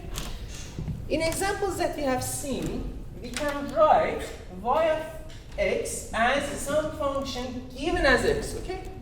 But normally or generally, the solutions that we can get out of differential equations are given in this implicit form. And it is not easy to write y as some function of x, okay? And it is a mix of all of them. So it's, for instance, in this form, okay? If we want to really understand, again, I have this answer from my pocket, right? If you want to understand what is here happening, is this truly an answer for this differential equation or not, a solution for this differential equation? What should we do? Make a differentiation for the whole equation? Yes, we take the derivatives and try to see if it satisfies it or not, okay? So let's take derivatives. What is the derivative of xy with respect to x? Y. Yes, product rule, right? Derivative of x, 1 times y, plus derivative of y, which we are going to write as y prime, yeah, which is multiplied by x. So it is this, okay? Is equal to What is the derivative of ln of y? Please. I can understand that why at first we had derivative from x and the other one was from. This xy is actually x times y of x, right? This is f of x equal to x. This is g of x equal to y of x. Okay? If we want to take derivative of f times g, how do you do it? Okay, we have from. Yes, exactly. Is it clear for anyone? In case that you really have some problems, it doesn't matter. Just stop me and ask your questions. I would really appreciate it. Okay? So I can also learn how to explain it in a clearer way. Okay? So, xy's derivative is going to be derivative of x times y plus derivative of y times x. Okay? What is the derivative of ln of y? 1 over y. No. xy. Y prime over y. This is 1 over y times y prime, right? Why it is this? It is because of chain rule, right? We are taking derivative of ln of y of x. Okay? Instead of u, you have written y, right? So it is going to be u prime divided by u. Or y prime divided by y. Clear? Okay. Plus, what is the derivative of c? 0. 0. Okay. So we have this kind of an equation. Is this equal to this or not? Can I say that, okay, this solution, this answer satisfies this equation or not? Not yet. We need to make it more simplified. Yes, we need to make some Catch. algebraic manipulations in order to understand what's happening. How I can do it? Multiply both sides with y. So y squared plus xy y prime is going to be y prime. Okay? Now I want to collect all of the y primes in one hand, in one side. So y squared is equal to y prime minus xy y prime, which is equal to 1 minus xy times y prime. And from here, let me write this kind of arrows. Y prime is going to be y squared 1 minus xy. Are these two equal? Yes. So it is a solution. We need to first see and understand from how these kind of equations are rising. The first thing that we need to understand is the problem of compounding interest. Okay?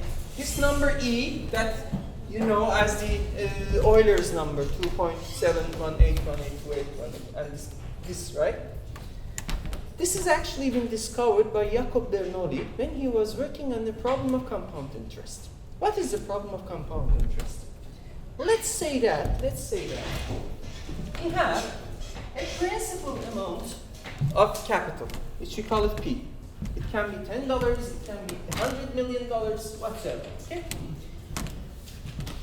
And we invested in some place, either by buying some annuity or making some investment in mutual funds or whatever, okay?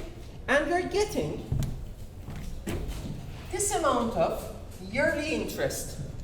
For instance, if our yearly interest is going to be 6%, then our K is 0.06. Okay? Fine? If I wait for 1 year, with interest rate of K, how much will be my capital after 1 year?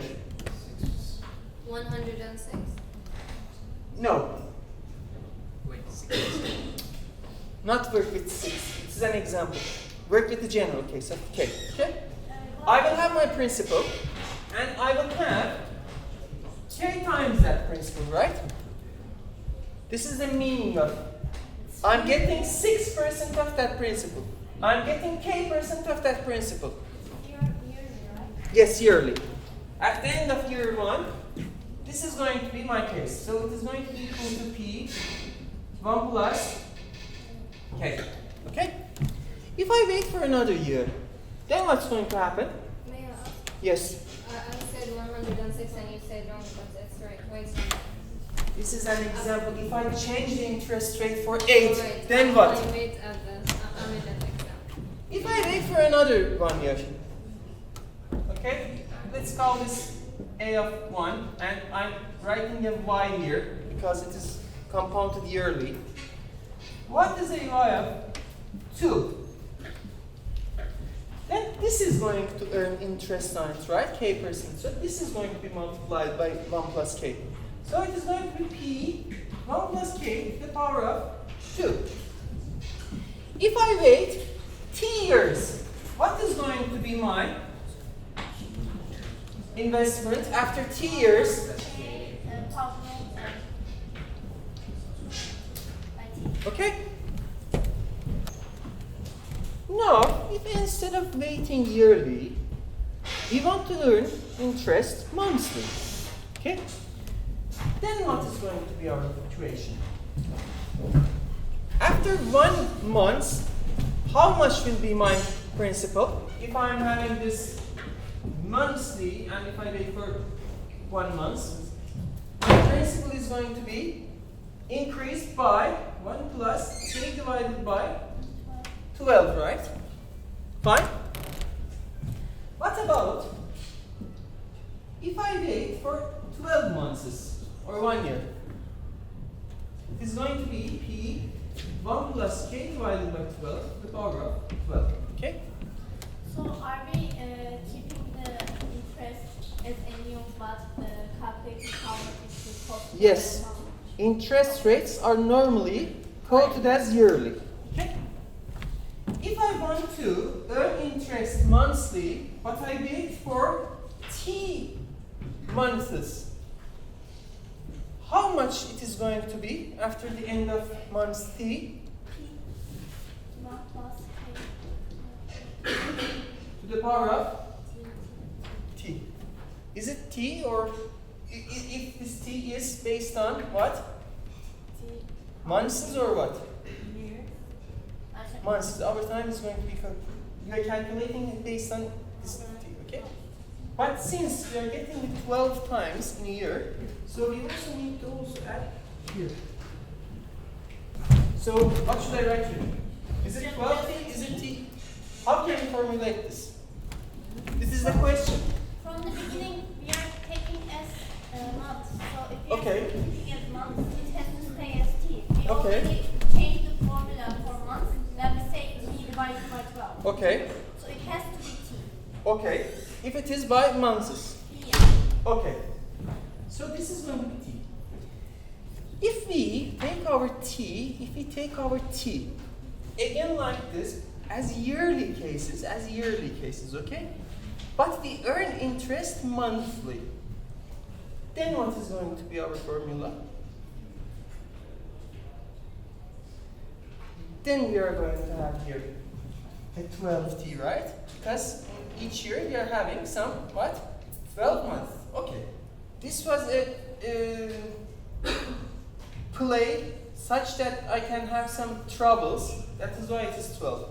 Let's go with 6 months, for instance. Okay? What is a M of 6? What is going to happen is this. I have my principal. What is happening in the first month? I'm just going to get 1 plus K divided by 12, right? Okay? This is first month. This is going to be compounded in the next months. Done. Okay, you said that over 6. Yes. So it is going to be over 6. If I'm looking at this time in case of months, okay? But now I'm changing the question. I'm asking, if my time is given based on year, so this T now is not representing the months. It is representing the year, but my interest is getting paid based on monthly payments. So I need to add that 12 over there because it is being compounded 12 times a year, right? So I need to write it as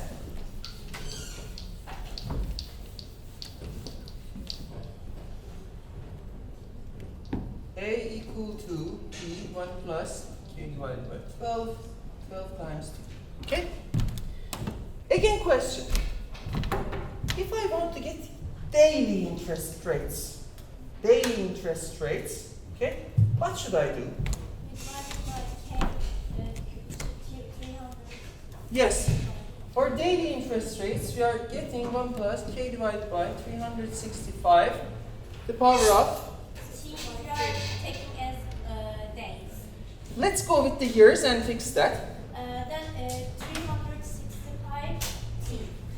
Okay. Now, why we stop with days? We can earn interest in hours. We can earn interest in seconds. We can earn interest in milliseconds. Okay? You see, what was the idea of differential calculus? We have some problem and we divide it into many infinitesimal parts, right? And if we divide time into many infinitesimal parts, so it is going to be a continuous time. It is going to turn into a continuous compounding. What is going to be our situation here?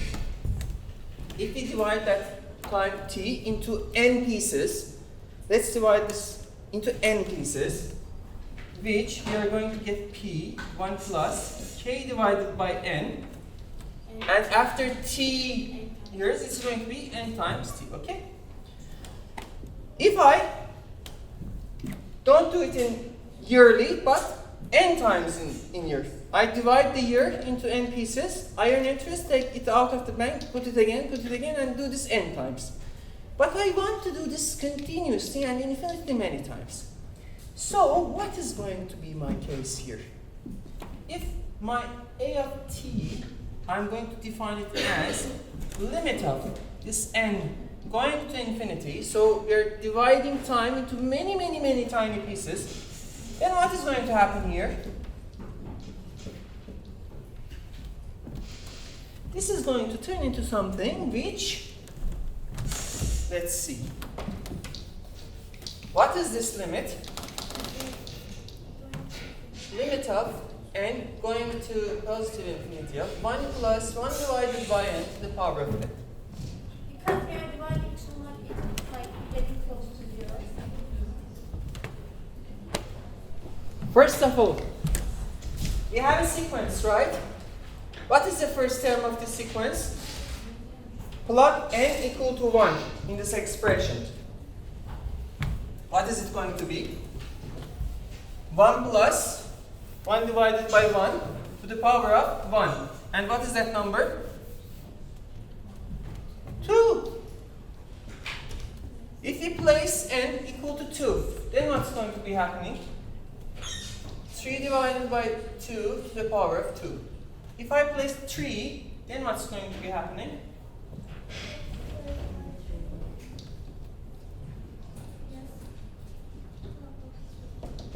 And so on and so on and so on, right? This is a sequence of numbers, okay? Are these sequence of numbers going to converge to some number, or are they going to diverge? How can I know this? Let me ask you this question. Let's review calculus. If I have a sequence of numbers which are increasing, okay, and they are not bounded.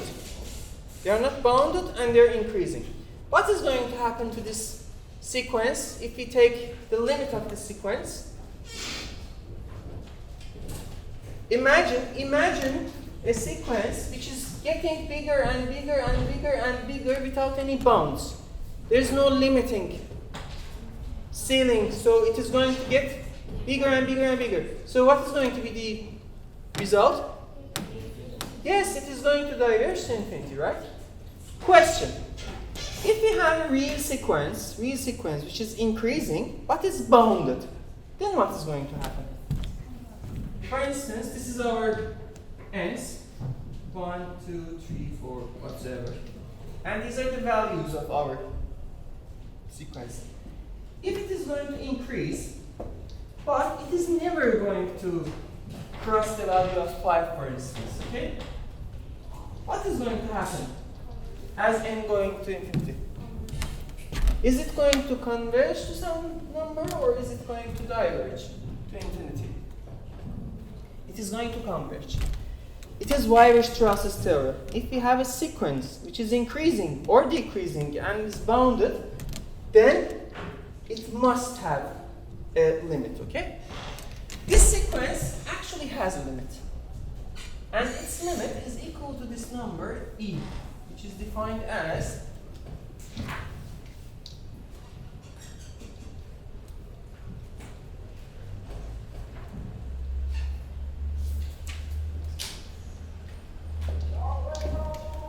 fine?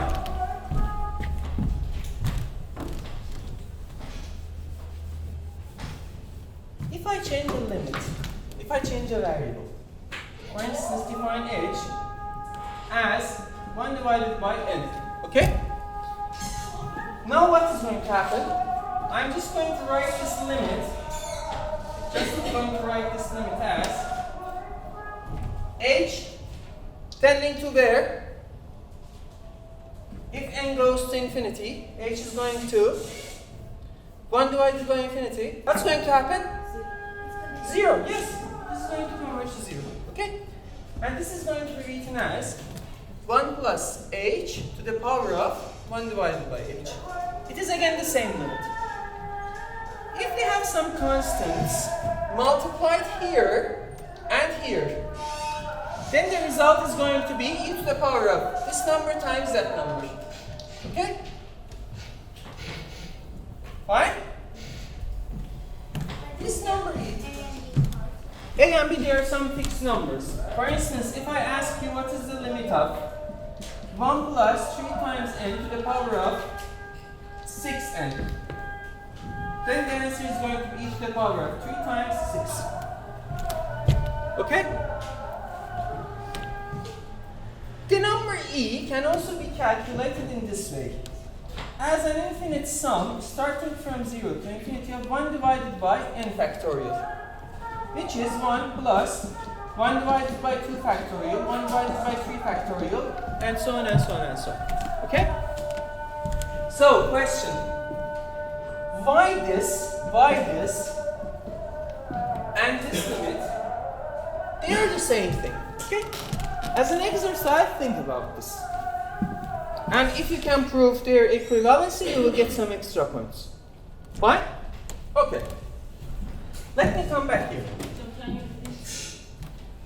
We can represent E both as this limit, 1 plus 1 divided by n divided 2, or this limit. And we can write it as this infinite series. Okay? Why these two are the same? Okay? This is the question. Let's come back to our compound interest problem. So what is going to be the result of this? This is going to be, I'm going to take this p here, and I'm going to have e to the power of k t. Okay? If I take the derivative of this a here, which we defined here as this compounding, continuous compounding. If we take the derivative of a with respect to time t, what is going to be our differential equation? Take the derivative of this function with respect to t. P and k are just some constants. What is it going to be?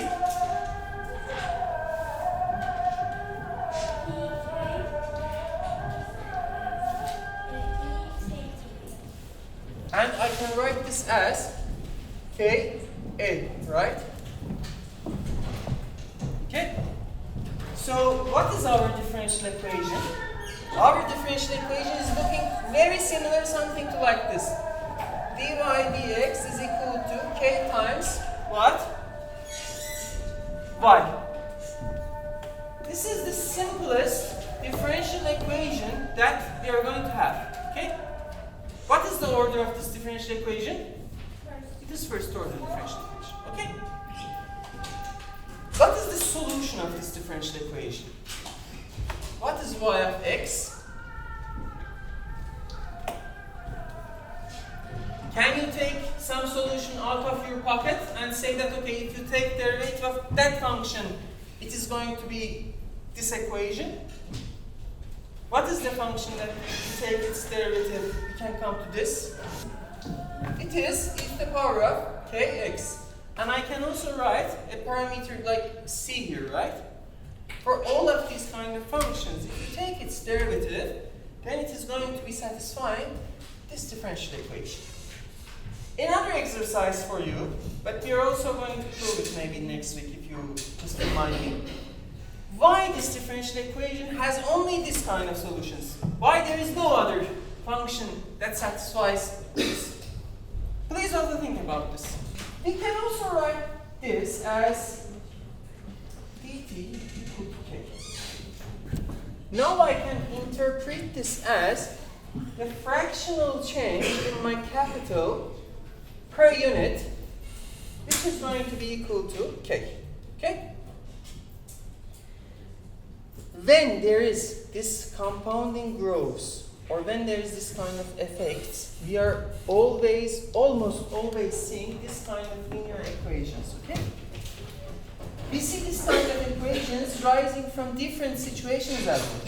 For instance, if you have a population of bacteria, okay? Bacteria which we call their initial population as x0, okay?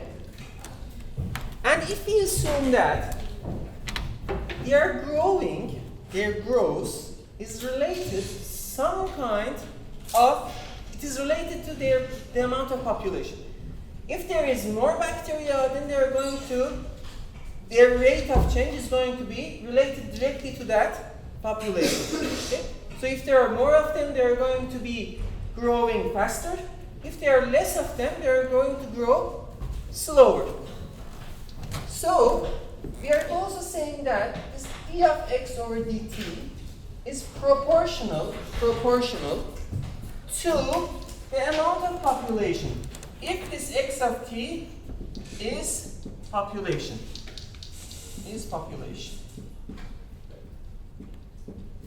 Okay?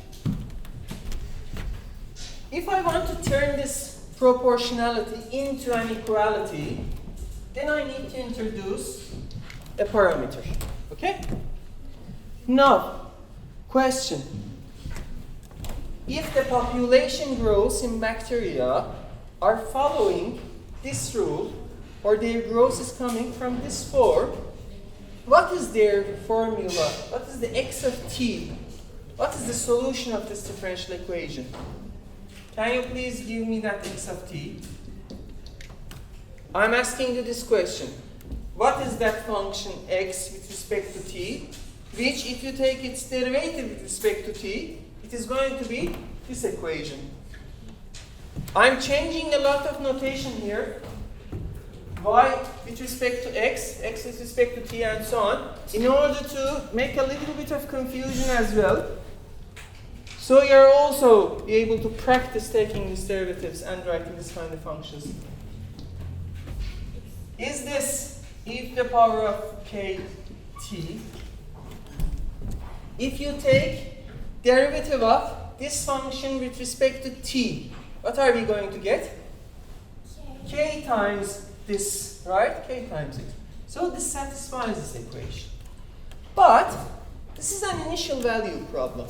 We are saying at the beginning of the time, our population is equal to x0. So what is this parameter for this problem then?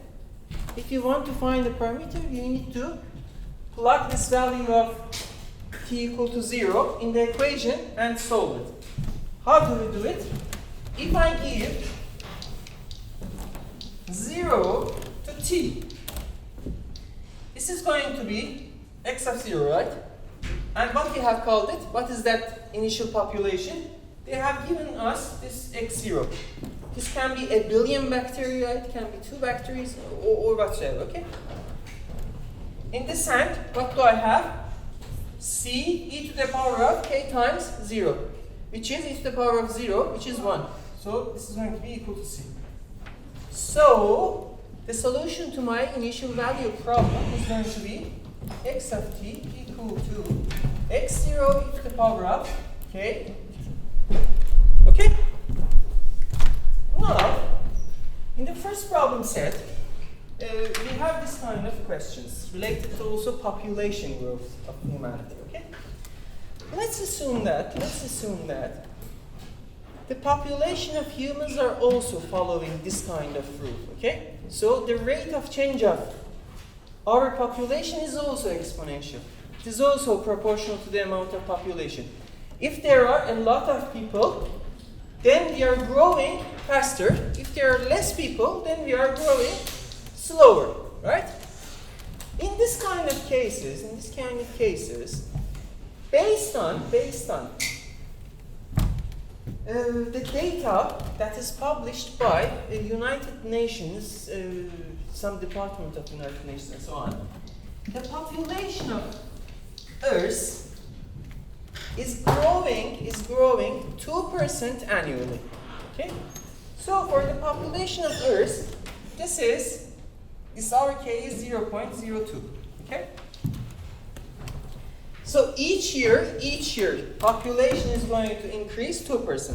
Okay? Question. How many years will it take in order to double the amount of population that we have on Earth? Do we need to use logarithm? What? Do we need to use logarithm? Maybe. Can you please calculate it? How can we find this? If each year, population of the Earth is growing 2%, okay? Then how many years will it take for the population to double? How can we solve this kind of problems? And if we assume that, okay, our population is following this mode. What I'm looking at, I'm saying that this is my population growth rate, okay? This is the equation governing the growth of humanity, okay? If right now our population is x0, I'm going to say that in which time, let's call it t, our x of t, let me also write this as capital T, is going to be 2 times x0. Okay? So what is this? This is going to be written as 2 times x0 is equal to x0 e to the power of 0.02 t. Okay? Cancel this x0. From here, what's our t? ln of 2 is equal to 0.02. Okay? From here, t is going to be ln of 2 divided by 0.02. And what is this number? Can you please calculate it? You have your phones with yourself, please. I think this is 0.693, but I'm not sure. 0.346. What is this number going to be? 34.65. 30.465. Or let's call this approximately 35 years.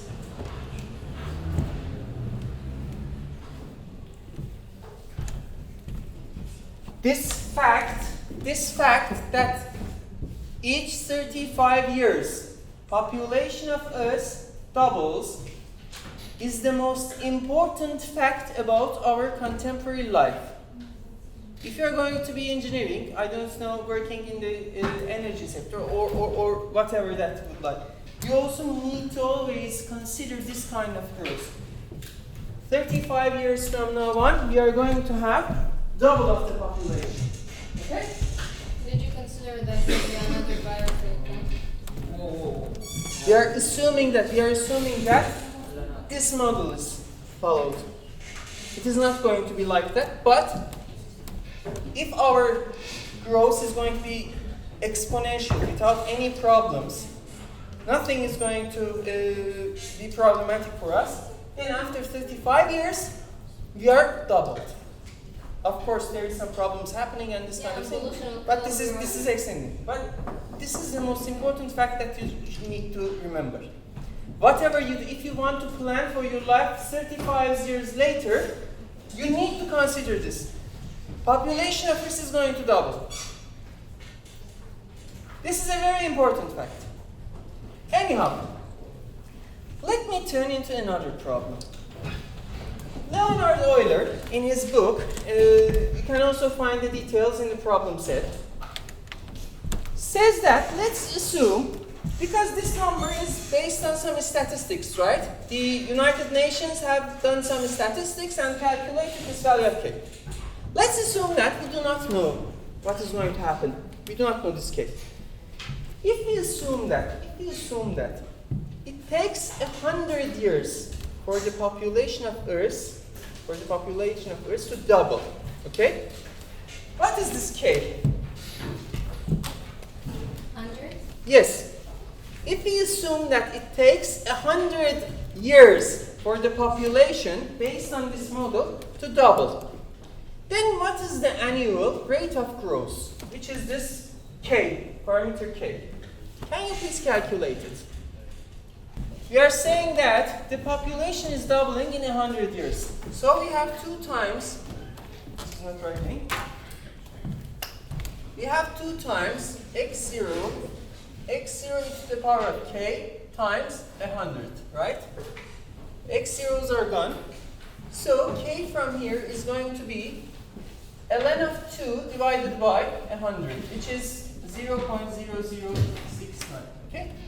So this is going to be our model of population growth. X0 is the power of 0.0069 t. If each 100 year our population is doubling. Okay. Euler has another point of view, which when I was reading it, it was a little bit of an interesting thought that I would like you to also do this.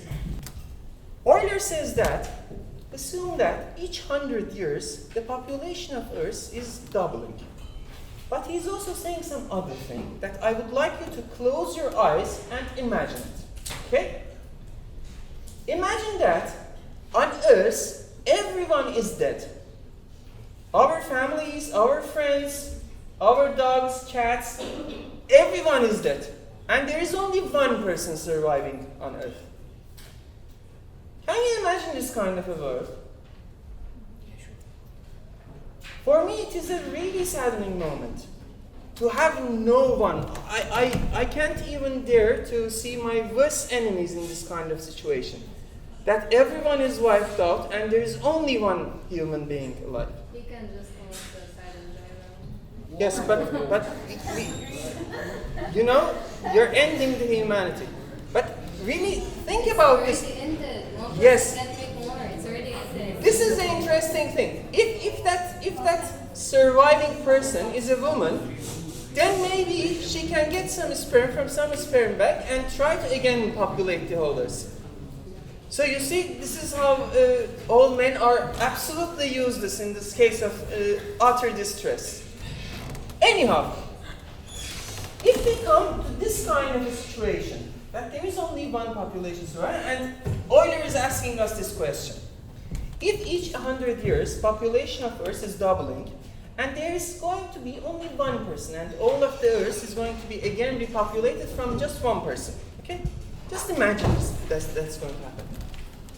How many years will it take, I'm asking you, how many years will it take to again come to 9 billion people, okay? It's starting from one single person. Can you calculate how many years will it take? Please.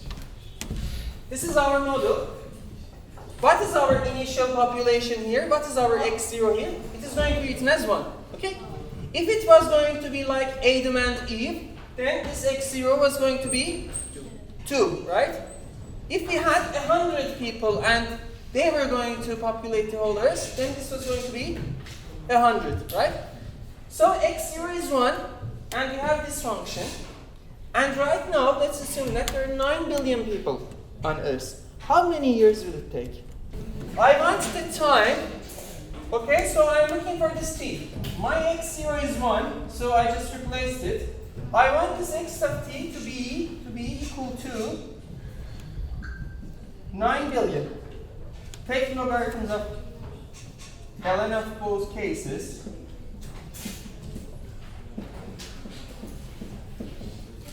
And from here, we are going to have this t equal to ln of 9 billion 69. And what is this number?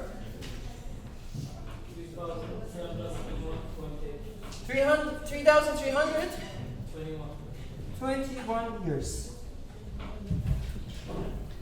If there is no dying, we are just eating, sleeping, reproducing, from one single person, it will take us 3,321 years to again repopulate the Earth. Okay? No question.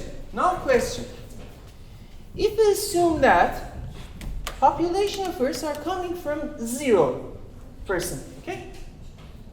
Based on this model, how much of time will it take for us to come into life? If the initial population is x0 is 0, okay? How much of time will it take to again have the same number of population, or at least have one person? But it's always going to be 0. It is always going to be 0, and we can never come to life, right? But it is not like this, right? So this means that this model is not actually a true model. Okay?